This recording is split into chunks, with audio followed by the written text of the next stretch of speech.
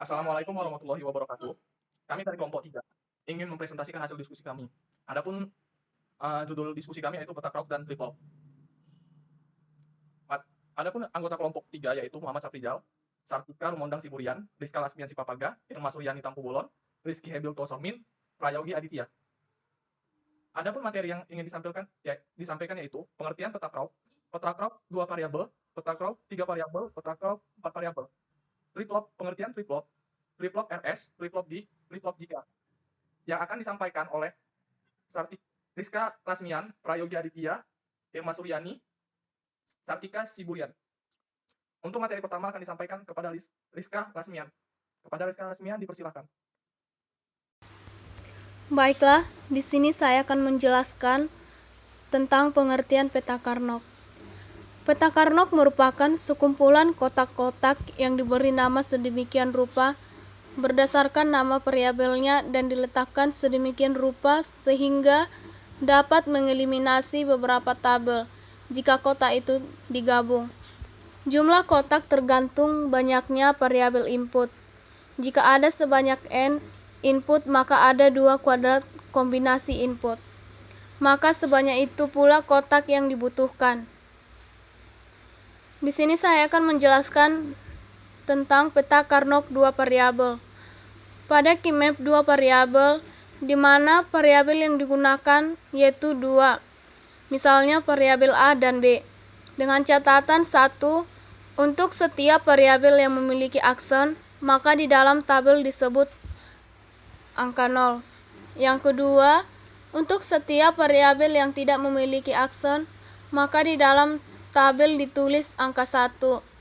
Dengan contoh, A aksen ditulis dengan 0, B ditulis dengan 1. Pada peta Carnot 2 variabel, bisa kita lihat dengan gambar Keymap 2 variabel dengan tabel kebenaran dan model Keymap 2 variabel pada gambar berikut. Demikian penjelasan saya tentang peta Carnot 2 variabel. Peta Carnot 3 variabel. Pada Carnot map 3 variabel yang digunakan yaitu 3. Misalnya variabel A, B, dan C.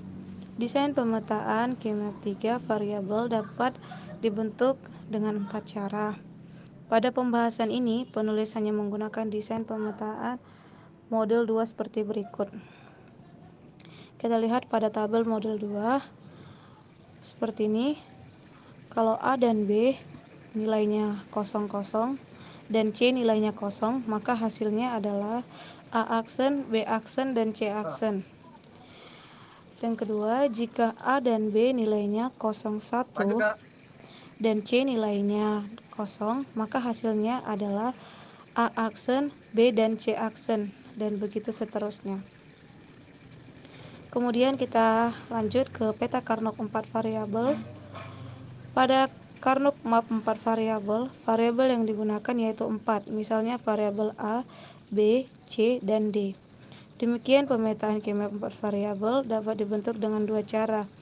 Pada pembahasan ini, penulis hanya menggunakan desain pemetaan model 2 seperti berikut.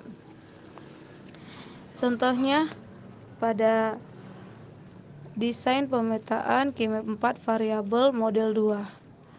Jika A dan B nilainya 00 dan C, D nilainya 00, maka hasilnya adalah A aksen, B aksen, C aksen, dan D aksen. Yang kedua, jika A dan B nilainya 01, C dan D nilainya 00, maka hasilnya adalah A aksen, B, C aksen, dan D aksen.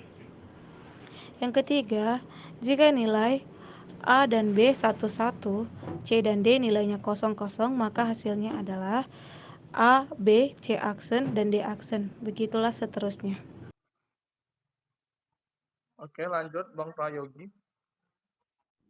Baiklah, terima kasih. Di sini saya akan menjelaskan pengertian dari flip-flop.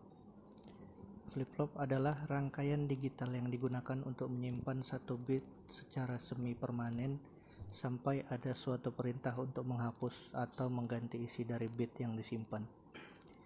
Prinsip dasar dari flip-flop adalah suatu komponen elektronika dasar seperti transistor, resistor, dan dioda yang dirangkai menjadi suatu gerbang logika yang dapat bekerja secara sekuensial. Nama lain dari flip-flop adalah multivibrator bistabil.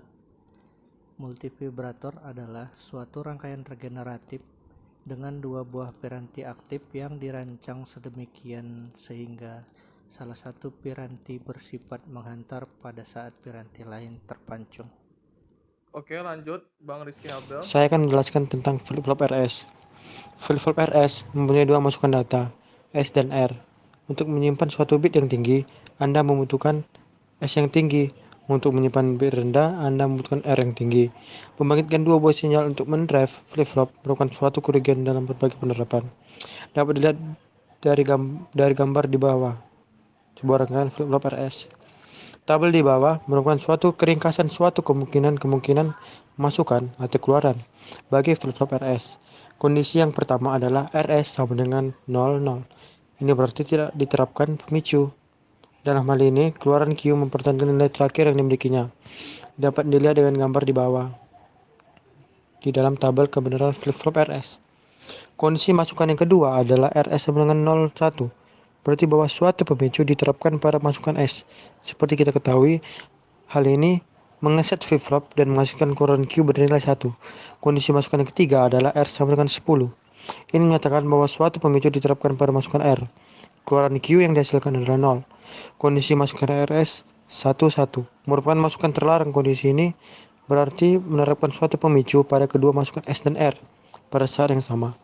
Hal ini merupakan suatu pertentangan karena mengandung pengertian bahwa kita berupaya untuk memperoleh keluaran Q yang secara serentak sama dengan 1 dan sama dengan 0.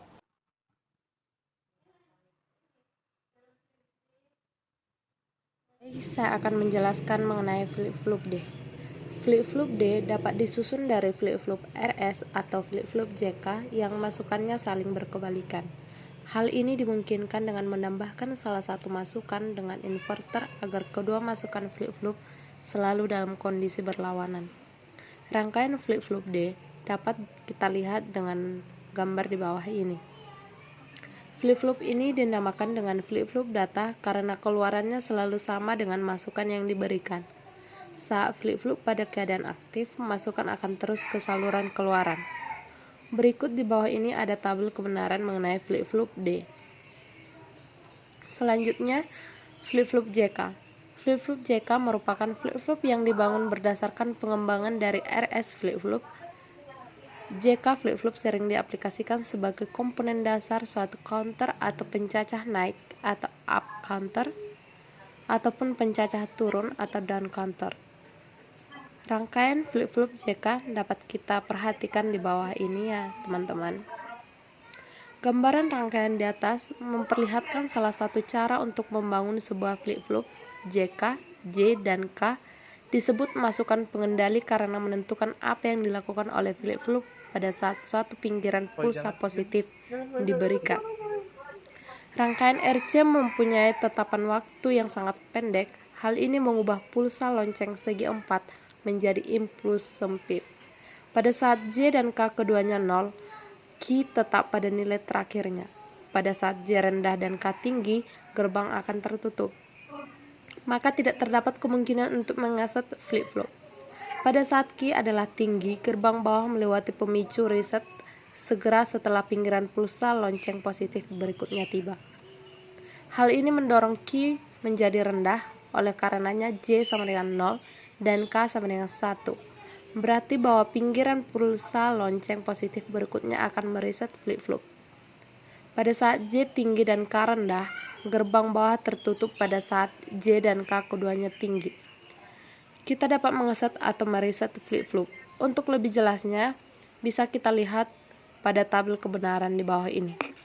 Terima kasih, demikian penjelasan dari saya kembalikan ke moderator. Oke, terima kasih kepada rekan-rekan sekalian. Untuk teman-teman kelas lain yang ingin bertanya silakan di kolom komentar. Oke, saya sudahin presentasi kami. Assalamualaikum warahmatullahi wabarakatuh.